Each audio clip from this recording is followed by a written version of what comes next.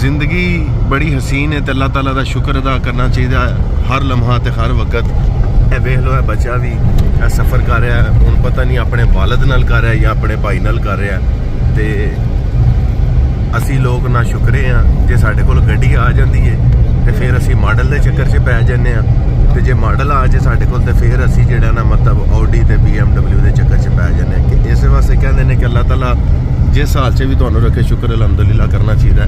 अल्लाह पाक सब नू तौफीक दे कि वो अपनी औलाद वास्ते बेहतरीन मतलब रिज़्क तलाश करके रिज़्क़े हलाल उन्होंने खुआ सके तो अल्लाह पाक सब नू नवाजे। आमीन सुम आमीन। तो अपने कमेंट्स ज़रूर शेयर करियो। शुक्रिया। अस्सलाम वालेकुम जी, गुड मॉर्निंग। क्या हाल चाल? क्या हाल जे? ठीक है। क्या हाल है? खैरियत। नमाज का टाइम हो गया तो नमाज पढ़न जा रहे। बावा इंज टुंगियां ने स्पीड इंज मारी लड़न चले ने कि अबे रन की मशवरे देना पिया हाथ दसो आंदा अबे तगड़े ने हिसाब करदा इन्हें मननी है जे कोई गल मनदा है ही नहीं अगू ये अगू सोड़ा पिया पैंदा फिर लो जी कारोबार दे हालात जेडे ने ना अजकल बड़े ठंडे ने ते कोई बंदा हिम्मत नहीं कर रहा कि यह आखने दी आओ तुहानू मैं कुछ खवा पिया नहीं 2000 दी गल कीती नहीं अभी सब तुसां ओ यार शुगर जो होई ते 1000 रुपया तरला ਤੁਹਾਡਾ ਲਿਆ ਵੀ 3 ਦੇ ਦੋ ਚਲੋ ਅਸੀਂ ਭੋਲ ਗਿਆ ਚਲੋ ਕੱਢੋ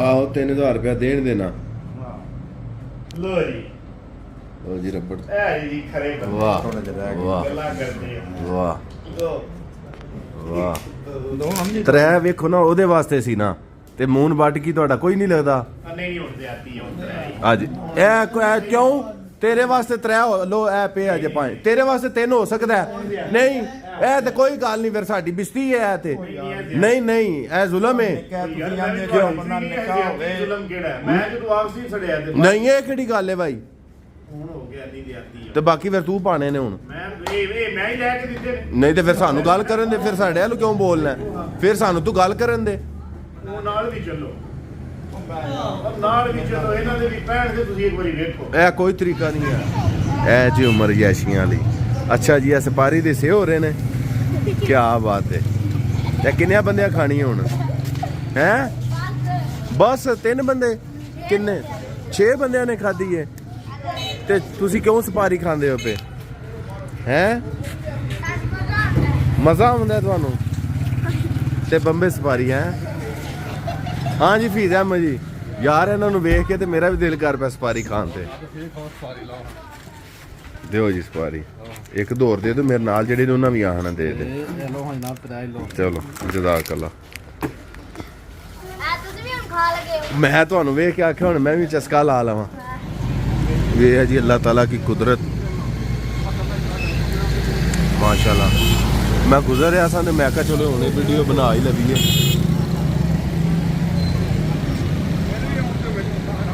जी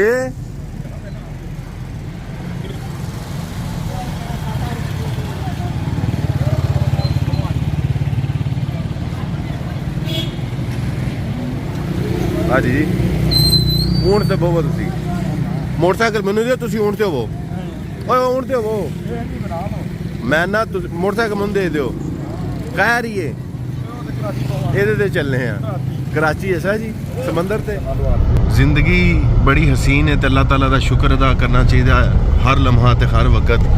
ए वेख लो है बच्चा भी सफ़र कर रहा है हुण पता नहीं अपने वालिद नाल कर रहा है या अपने भाई नाल कर रहा है ते असी लोग ना शुक्रे हाँ जे साडे कोल गड्डी आ जाती है तो फिर असी मॉडल के चक्कर च पै जाने तो जे मॉडल आ जाए साडे कोल तो फिर असी जिहड़ा ना मतलब आडी ते BMW के चक्कर च पै जाने कि इस वास्ते कहते हैं कि अल्लाह ताला जिस हाल से भी तुहानू रखे शुक्र अलहमदुलिल्लाह करना चाहिए।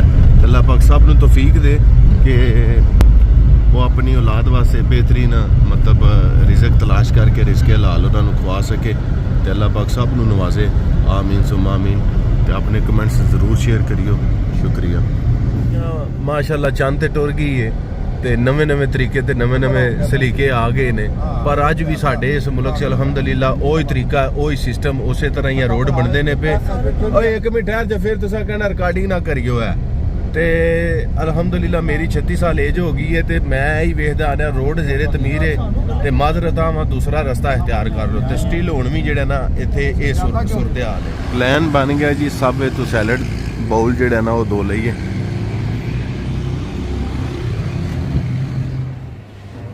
ਦੋ ਬਾਉਲ ਭਾਈ ਨੂੰ ਕਹਿ ਦਿੱਤਾ, ਇੱਕ ਫਜੀਤਾ ਤੇ ਇੱਕ ਟਿੱਕਾ। ਚਲੋ ਮਿਕਸ ਅਪ ਕਰਕੇ ਤੇ ਫਿਰ ਸ਼ੇਅਰਿੰਗ ਕਰ ਲਾਂਦੇ।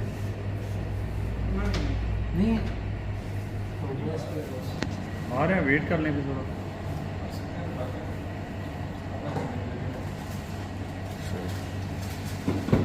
ਠੀਕ ਹੈ ਲੋ ਜੀ ਮਾਸ਼ਾਅੱਲਾ।